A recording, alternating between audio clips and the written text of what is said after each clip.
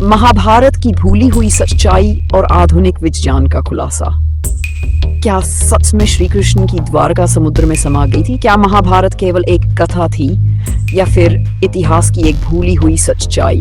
सागर की गहराई में डूबे अवशेष और अज्ञात रहस्यों ने इतिहासकारों और वैज्ञानिकों को लंबे समय से उलझन में डाला है। अब आधुनिक विज्ञान और पुरातत्वविद इन रहस्यों को सुलझाने के करीब है और इसके पीछे एक अद्भुत कहानी छिपी हुई है। क्या यह सच है कि द्वारका का महान नगर एक रात में समुद्र में समा गया? आइए जानते हैं द्वारका के रहस्यमयी डूबने की कहानी। महाभारत और द्वारका का पौराणिक वर्णन। कथा इस प्रकार शुरू होती है। महाभारत और हरिवंश पुराण के अनुसार श्री कृष्ण ने मथुरा छोड़ने का निर्णय लिया क्योंकि उन्हें ये महसूस हुआ कि मथुरा अब सुरक्षित नहीं रह सकती थी। मथुरा के बाद श्री कृष्ण ने समुद्र के किनारे एक नई नगरी बसाने का निश्चय किया और इस नगरी का नाम दिया द्वारका। द्वारका न केवल एक नगर था बल्कि यह एक अद्भुत उदाहरण था प्राचीन वास्तुकला और विज्ञान का, जो उस समय के सर्वश्रेष्ठ निर्माण कौशल का प्रतीक था। द्वारका का निर्माण अत्यंत उच्च सुरक्षा के साथ किया गया था ताकि बाहरी आक्रमणों से बचा जा सके। यहाँ की दीवारें, किले और महल सब कुछ सुरक्षा की दृष्टि से अभेद्य थे और यह नगर समुद्र से घिरा हुआ था जो उसे प्राकृतिक रूप से सुरक्षित करता था। इसके निर्माण में समुद्र से संबंधित विशेष ज्ञान और कला का उपयोग किया गया था और यह नगर अत्यधिक समृद्ध और वैभवपूर्ण था। लेकिन जैसे ही श्री कृष्ण का स्वर्गारोहण हुआ, द्वारका का भाग्य भी बदल गया। महाभारत में वर्णित मौसाल पर्व के अनुसार द्वारका एक भयंकर प्रलय का शिकार हुई। समुद्र की लहरों ने इसे अपनी लपेट में लिया और यह समाहित हो गया। इस घटना का वर्णन न केवल महाभारत में बल्कि हरिवंश पुराण में भी मिलता है, जहां इसे एक दिव्य और रहस्यमयी घटना के रूप में बताया गया है जो द्वारका के अद्वितीय वैभव और श्री कृष्ण के दिव्य अस्तित्व को चिरकाल तक याद रखने का संकेत देती है। द्वारका के समुद्र में समाने का यह घटनाक्रम न केवल एक ऐतिहासिक या भौतिक घटना था बल्कि यह धार्मिक और आध्यात्मिक दृष्टिकोण से भी गहरा अर्थ रखता था, जो बताता है कि देवताओं का कार्य और उनकी इच्छा अनंत और अजेय होती है। समुद्र में छिपे द्वारका के पुरातात्विक प्रमाण। 1980 के दशक की शुरुआत में भारत में एक ऐतिहासिक खोज का सिलसिला शुरू हुआ जो न केवल भारतीय इतिहास बल्कि विश्व इतिहास को भी नई दिशा देने वाला था। तो S.R. राव, जो एक प्रमुख भारतीय पुरातत्वविद थे, ने इस खोज की अगुवाई की। उनके नेतृत्व में एक वैज्ञानिक और गोताखोरों की टीम ने गुजरात तट के पास नीचे गोताखोरी की। उनका उद्देश्य था उस प्राचीन नगरी के अवशेषों का पता लगाना जिसे महाभारत और अन्य पुरानी कथाओं में समुद्र में डूबने के बाद खो जाने का वर्णन किया गया था। वह नगरी थी द्वारका। ये अभियान एक ऐतिहासिक और रहस्यमय खोज में बदल गया। समुद्र के नीचे उतरते ही शोधकर्ताओं को ऐसी संरचनाएं मिली जो सामान्य रूप से प्राकृतिक नहीं लगती थी। ये प्राचीन दीवारें, ईंटों से बनी खंडहर, विशाल स्तंभ और सड़कें थीं। इन सबका आकार और संरचना एक सुसंगत नगर के अस्तित्व का संकेत दे रही थी जो द्वारका के रूप में पहचानी जा सकती थी। द्वारका का ऐतिहासिक संदर्भ। महाभारत में द्वारका का अत्यधिक महत्व है, जहां भगवान श्री कृष्ण ने अपनी दिव्य नगरी स्थापित की थी। यह नगर समुद्र किनारे स्थित था और एक समृद्ध व्यापारिक और सांस्कृतिक केंद्र के रूप में प्रसिद्ध था। महाभारत के अनुसार द्वारका को समुद्र में समाने से पहले यह नगर अत्यंत समृद्ध और शक्तिशाली था। लेकिन युद्ध के बाद जब भगवान कृष्ण का समय समाप्त हुआ, तब द्वारका समुद्र में डूब गया था। इस कहानी को ऐतिहासिक और पौराणिक दृष्टि से साक्ष्य के रूप में देखा जाता था, लेकिन किसी ठोस प्रमाण का अभाव था। समुद्र में डूबे अवशेषों की खोज। समुद्र के नीचे मिली संरचनाएं द्वारका के अस्तित्व के पक्ष में बहुत मजबूत साक्ष्य प्रस्तुत करती हैं। इन संरचनाओं के बारे में S.R. राव और उनकी टीम का मानना था कि ये अवशेष एक प्राचीन सभ्यता के थे, जिनका समुद्र में समाना महाभारत की कथा के अनुरूप था। समुद्र के गहरे तल में पाई गई दीवारें और खंडहर ये संकेत देती हैं कि यह स्थान एक व्यवस्थित नगर था जो समय के साथ समुद्र की लहरों के नीचे दब गया। विशाल स्तंभों और सड़कों का मिलना यह भी साबित करता है कि यह जगह एक समृद्ध और विकसित नगर का हिस्सा रही होगी, जहां बुनियादी ढांचा और वास्तुकला के उत्कृष्ट उदाहरण मिलते हैं। इन संरचनाओं के आकार और निर्माण शैली से यह भी साफ होता है कि ये ईंटों से बने थे, जो उस समय की तकनीकी उन्नति को दर्शाते हैं। विज्ञान और पुरातत्व का मिलाजुला प्रयास। इन खोजों के बाद वैज्ञानिकों ने समुद्र के नीचे मिली इन संरचनाओं का गहन विश्लेषण किया। खगोल शास्त्र, समुद्री पुरातत्व और अन्य वैज्ञानिक विधियों का इस्तेमाल करके यह पता लगाया गया कि यह संरचनाएं हजारों साल पुरानी हो सकती हैं। पुरातत्वविदों ने इस बात पर भी जोर दिया कि इस प्रकार के विशाल स्तंभ और दीवारों के अवशेष समुद्र के भीतर जलमग्न होने से पहले एक समृद्ध सभ्यता की गवाही देते हैं। समुद्र के नीचे इतने गहरे पानी में इतनी बड़ी संरचनाओं का मिलना एक अद्वितीय खोज थी, जिसने द्वारका के अस्तित्व को एक नई दृष्टि से साबित किया। संभावनाएं और निष्कर्ष। द्वारका के समुद्र में समाने की कथा पहले केवल एक पौराणिक मान्यता के रूप में थी, लेकिन जॉयस राव और उनकी टीम की खोज ने इसे नए वैज्ञानिक और ऐतिहासिक दृष्टिकोण से परखा। इस खोज ने महाभारत के वर्णन को साक्ष्य के रूप में प्रस्तुत किया और समुद्र के नीचे छिपे इस रहस्यमय नगर के बारे में नए सवाल उठाए। क्या द्वारका केवल एक पौराणिक कथा थी, या फिर यह सच में एक प्राचीन महानगर था जो समुद्र में समा गया? आज यह खोज हमारे अतीत के रहस्यों को उजागर करने के लिए एक महत्वपूर्ण कदम मानी जाती है। भविष्य में होने वाले और अनुसंधान और खोजों से शायद हम और भी अधिक जानकारी प्राप्त कर सकेंगे, जो हमें हमारे अतीत को समझने में मदद करें। समुद्र के गहरे तल में दबी द्वारका के अवशेषों ने न केवल ऐतिहासिक तथ्यों को उजागर किया, बल्कि यह भी दर्शाया कि मानवता की प्राचीन सभ्यताओं में कितनी रहस्यमयी और अद्भुत विशेषताएं छिपी हुई थी।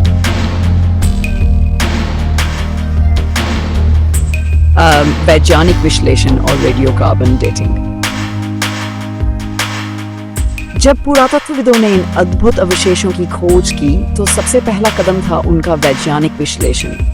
इनमें से एक महत्वपूर्ण प्रक्रिया थी रेडियोकार्बन डेटिंग। यह तकनीक किसी भी जीवित या मृत वस्तु के कार्बन तत्व को मापकर उसकी आयु का निर्धारण करती है। जब अवशेषों की डेटिंग की गई, तो ये चौंकाने वाला परिणाम सामने आया। ये अवशेष लगभग 9 साल पुरानी हो सकती हैं। 9 साल पुरानी सभ्यता का मतलब था कि यह समय महाभारत से भी पहले का हो सकता है। महाभारत की घटनाएं आज से लगभग 1000 साल पहले की मानी जाती हैं, लेकिन अगर ये अवशेष सच में 9 साल पुराने हैं, तो इसका मतलब यह है कि यह सभ्यता महाभारत से कहीं ज्यादा पुरानी थी। यह खोज ऐतिहासिक दृष्टिकोण से एक महत्वपूर्ण मोड़ थी। तो सवाल उठता है, क्या यह अवशेष उसी द्वारका शहर के हैं जिसका उल्लेख महाभारत में किया गया है? क्या यह वही प्राचीन नगर है जिसे भगवान श्री कृष्ण ने अपनी लीलाओं के लिए बसाया था? पुरानी कथाओं के अनुसार द्वारका को समुद्र के भीतर समा जाने से पहले एक महान और समृद्ध नगर के रूप में जाना जाता था। इसके साक्ष्य मिलते हैं जहां श्री कृष्ण की महिमा और उनके समय की उन्नत सभ्यता का वर्णन है। वैज्ञानिकों का मानना है कि समुद्र स्तर में बदलाव और भूकंप के कारण द्वारका जलमग्न हो गई होगी। अगर हम आज के भूवैज्ञानिक परिवर्तनों को देखें, तो हमें यह समझने में मदद मिलती है कि कैसे भूकंपीय हलचल और समुद्र स्तर में उतार चढ़ाव ने प्राचीन सभ्यताओं को नष्ट कर दिया। द्वारका के पास समुद्र के नीचे दबे हुए अवशेषों को देखकर यह अनुमान लगाया गया है कि यह नगर कभी शानदार और समृद्ध था, लेकिन प्राकृतिक आपदाओं ने इसे पूरी तरह से निगल लिया। इस समुद्र मंथन से निकली खोजों ने साबित कर दिया कि द्वारका का अस्तित्व महज मिथक नहीं था। अगर यह अवशेष 9000 साल पुराने हैं, तो इसका मतलब यह है कि प्राचीन सभ्यता के बारे में हमारे अनुमान से कहीं ज्यादा गहरी और रहस्यमयी जानकारी अभी भी समुद्र की गहराई में दबी हुई है। वैज्ञानिकों का मानना है कि समुद्र की गहराई में दबे ये अवशेष हमें हमारी सभ्यता के पुराने रूप और इतिहास को नए तरीके से समझने का मौका दे सकते हैं। क्या ये प्राचीन सभ्यता महाभारत के समय से भी पहले की थी? क्या समुद्र की गहराई में छिपे हुए इन अवशेषों के पीछे कोई और रहस्य छिपा है? ये सवाल अभी भी अनुत्तरित हैं और शायद हमें और गहरी खोजबीन करनी होगी ताकि हम इस प्राचीन सभ्यता की पूरी तस्वीर समझ सकें। महाभारत की भविष्यवाणी और श्री कृष्ण की चेतावनी। कहानी। महाभारत के समय में जब श्री कृष्ण ने यदुवंशियों को अपने कर्मों और भविष्य के बारे में गहरी चेतावनियां दी थी, तब उनके शब्दों में एक रहस्यमयी गंभीरता थी। श्री कृष्ण पहले से ही जानते थे कि द्वारका का नाश निश्चित था और इस नाश की भविष्यवाणी उन्होंने अपने वंशजों के समक्ष रखी थी। ये भविष्यवाणी एक अजीब संकेत थी, जिससे यह स्पष्ट था कि द्वारका का विनाश कोई सामान्य घटना नहीं थी, बल्कि यह एक दिव्य योजना का हिस्सा था। श्री कृष्ण ने यदुवंशियों से कहा था, तुम लोग जिनकी शक्ति और ऐश्वर्य ने संसार को चौंका दिया है, तुम्हारी महानता का अंत समुद्र में समाने के रूप में होगा। यह समय आ चुका है जब यह शहर, जो इस पृथ्वी पर एक युग के लिए प्रकाश की तरह खड़ा था, अब अपना अस्तित्व खो देगा। किंतु इस चेतावनी के बावजूद यदुवंशियों ने उसकी गंभीरता को न समझा। वे अपनी शक्ति और वैभव में खोए हुए थे और श्री कृष्ण की बातें जैसे हवा में उड़ा दी थी। द्वारका में मांसाहार, मदिरा और आपसी झगड़ों का प्रकोप बढ़ चुका था, जो कि इस महान नगर के अंत का कारण बना। जैसा कि श्री कृष्ण ने भविष्यवाणी की थी, यदुवंश का अंत समुद्र में ही हुआ।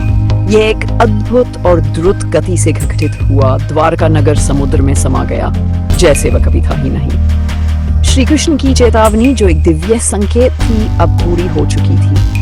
ये घटना न केवल यदुवंश के अंत का प्रतीक थी, बल्कि ये मानवता के लिए भी एक गहरी शिक्षा छोड़ गई थी कि समय और विधि के आगे किसी भी शक्ति का कोई अस्तित्व नहीं होता।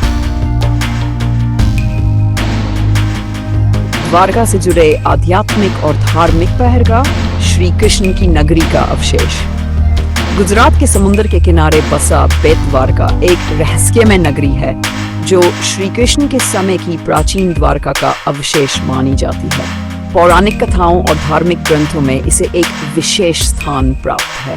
माना जाता है कि द्वारका, जिसे श्री कृष्ण ने अपनी राजधानी के रूप में चुना था, वह समुद्र में समा गई। लेकिन बेट द्वारका आज भी अपनी आध्यात्मिक महत्ता के कारण तीर्थयात्रियों का ध्यान आकर्षित करता है। तीर्थयात्रियों का आस्था और इतिहास से जुड़ाव। यहाँ का प्रत्येक मंदिर, गंगा के किनारे बसा सा हर स्थान और समंदर की लहरों से गूंजता वातावरण श्री कृष्ण की उपस्थिति का एहसास कराता है। तीर्थयात्री जो यहाँ आते हैं, केवल आस्था के साथ नहीं, बल्कि इतिहास के साथ भी जुड़ने की चाह रखते हैं।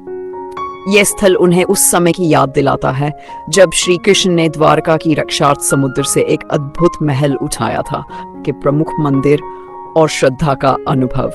बेट द्वारका में स्थित प्रमुख मंदिरों में श्री कृष्ण का भव्य मंदिर और उनका दिव्य रूप दर्शाने वाले स्थान सभी श्रद्धालुओं को अपनी ओर आकर्षित करते हैं। यहाँ के पुजारी कहते हैं कि द्वारका की पवित्रता और श्री कृष्ण की शक्ति आज भी इस धरती पर विद्यमान है और इस तीर्थ स्थान से जुड़े लोग मानसिक और आत्मिक शांति का अनुभव करते हैं। आध्यात्मिक अनुभव और शांति की यात्रा। यात्रियों के लिए यह यात्रा केवल धार्मिक नहीं, बल्कि एक आध्यात्मिक अनुभव भी है। यहाँ के शांत वातावरण और समुद्र की लहरों में एक अजीब सी ऊर्जा महसूस होती है, जैसे यह स्थान श्री कृष्ण के समय से कुछ कहानियां सुनाने आया हो। इस पवित्र भूमि पर आकर श्रद्धालु अपने जीवन के दुखों और चिंताओं को दूर करने के लिए श्री कृष्ण के दर्शन की गहरी साधना करते हैं। क्या द्वारका का डूबना केवल एक मिथक है या इतिहास का एक भूला हुआ अध्याय? यह सवाल आज भी हमारे मन में गूंजता है। कई वर्षों से यह रहस्य अनसुलझा पड़ा है और विज्ञान की आधुनिक तकनीकें भी इसे पूरी तरह से स्पष्ट नहीं कर पाई हैं। क्या आने वाले समय में हम इस रहस्य के पीछे छुपे तथ्यों को जान पाएंगे, या द्वारका का डूबना हमेशा एक रहस्य बना रहेगा? अगर आपको ये विषय रोचक लगा तो वीडियो को लाइक करें, शेयर करें और अपने विचार कमेंट करें। आपके सुझाव हमारे लिए महत्वपूर्ण हैं और हम आपके विचारों का स्वागत करते हैं। क्या आप भी द्वार के रहस्य को और गहराई से जानना चाहते हैं? हमें बताएं।